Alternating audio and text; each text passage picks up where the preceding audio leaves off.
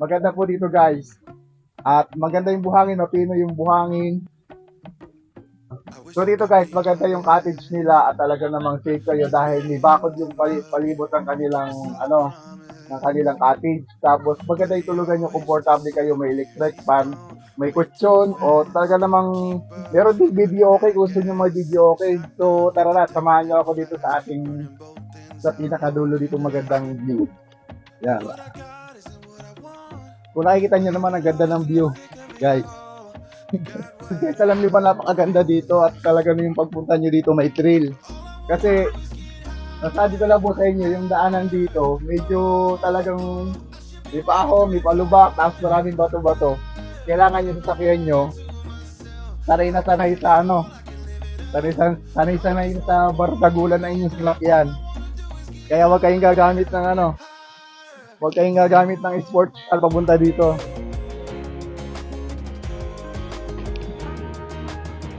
Bardagulan. Bardagulan. Nagkatawag namin tayo doon. Yung sakay dapat pwede sa mga bato-bato. Talagang Like this. pabundok. Ang maganda dito, mga pick-up, Okay. mga truck. Jeep. Adventure. Oh. L3. Huwag lang kayo gagamit ito ng Mga Civic. yung mga lower na Mga kotse. talaga namang kawawa. Pero ang nakakatawa dito guys, Safety. safety naman dito at sulit na sulit talaga pagpunta nyo dito kung makikita nyo naman ang view. Oh. Tapos makikita dito sa bundok na yon, di ba? Oh.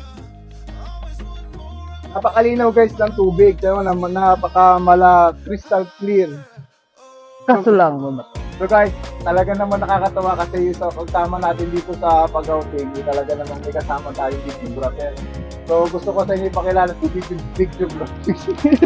Gusto ko po ipakilala sa inyo guys yung Video. Maya na. Gusto ko ipakilala yung Big brother natin guys. So ito siya.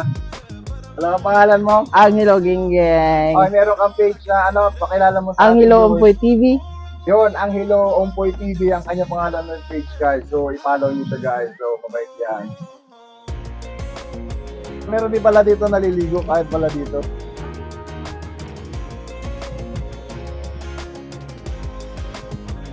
Kaya pwede tayo maglakad hanggang doon. Pwede. Bundok. Hirap. Kira So ready.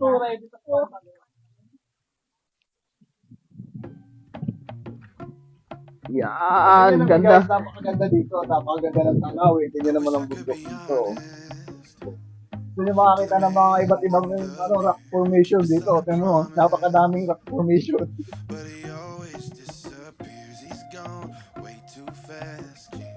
So dito guys, sa kabila ng bundok na ito, tingnan, meron pa dito Cave. Diba? Tagong cave. agong cave. Ito, meron pa dito mga panibagong beach cottage pa. Doon tayo daan sa ating trans kagabi, sa diretsyo pa din doon. Ay iba na dyan. Ha? Padiretso. Padiretso Tandaan natin daw. Padiretso na yan. O tingin guys, napakadami ng dito. Napakarami yung pagpipilian ditong cottage kung saan nyo gusto. Tapos kung may dala kayong tent, pwede kayo maglagay ng tent, libre lang sa labas, di ba?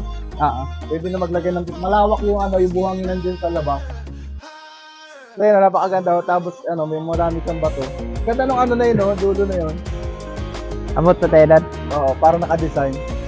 Baka naman tayo matalbog na doon. Sobrang init na. Saan tayo na dito? Oo. Cut. Daan yata yan eh. Ay, daan yun? Oo, daan. Pero kung pwede ba dyan? Iwan namin. Pwede ka tayo lumiban dyan? Dito tayo dadaan. Dito? Kaso malalim na ata dyan. Malalim na nga eh. Huwag na. Iabot na lang natin. Tapos saan papunta tayo doon?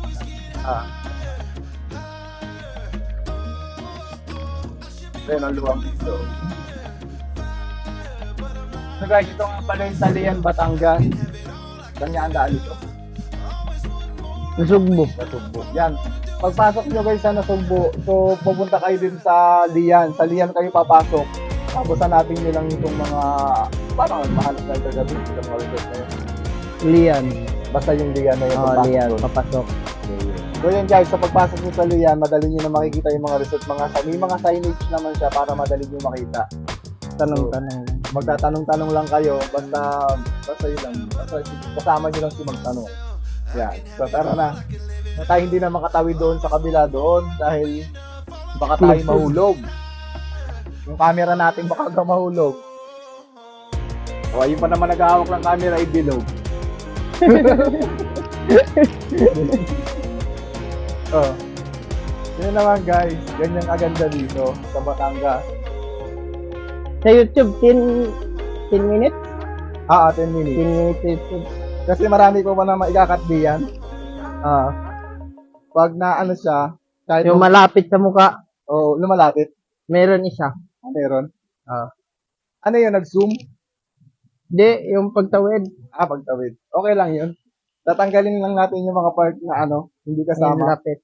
Oo. May bahay pala dun sa tuktok ng bundok. Bahay kaya yun? Oo, Parang ang tawag doon? may bahay dyan ni Dulpe.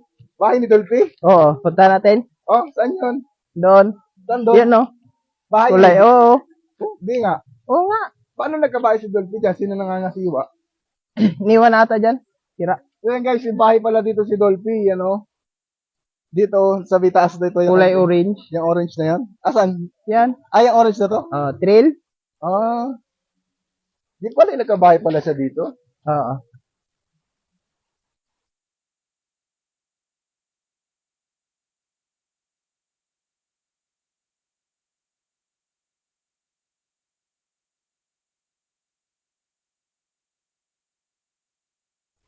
So yun guys, andito na tayo, sa gilid na tayo ng ating cottage. So yan, so tayo sasamahan ng ating videographer pato sa taas. At para ituro nga yung yung bahay daw ni Dolphy na nasa taas ng bundok. So tara na, punta na natin. So yan guys, sa mga nagtatanong kung saan nga ba itong location na itong beach resort na ito nga pala ay sa Tagum Paraiso, Mang Edgar Beach Resort. So sa nakaraang video natin, hindi ko nabanggit kung saan talaga yung eksakto na kung saan beach resort ito. So ngayon inuulit ko sa inyo, dito po ito sa Tagum Paraiso, Mang Edgar, itong ating place na to, itong beach resort na ito. So dito, marami dito kayong magagawa. Pwede kayo dito magmamangka. At may nagtitinda rin dito ng isda pag kailangan nyo ng ulam dito. Hindi kayo mag-aalala kung hindi kayo nakapagdala ng pagkain kasi may tindahan dito, may bilihan dito ng soft drinks at kung ano nungut-ngutin. May nagtitinda rin dito, napakamura na isda dito guys kasi nasa tabing dagat na kayo kaya nakapakamura ng masasarap na klase ng isda. At meron dito nagtitinda ng pandesal sa umaga kung dito kayo nag-overnight. May nagtitinda ng pandesal, ng taho, lalo't souvenir kung kayo ay taga malayong lugar pa at gusto mo ng souvenir dito na manggaling sa Batangas. Marami po dito. So ito ang kanilang daanan dito at ito yung mga cottage nila dito at meron na din dito na kapag nirentahan nyo isang cottage ay meron na rin siyang tulugan, electric pan at may kuryente dito kung marami kayo. Talaga namang sulit na sulit dito at kung gusto nyo naman merong video okay din. So dito marami, may sariling lababo, sariling gas at kaya hindi naman kahit dito mamroblema kasi may sariling CR siya, babae at lalaki.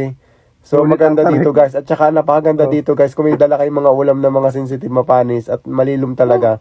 Grabe, nakakapagod na makyat. Ibay, kamusta ligo mo?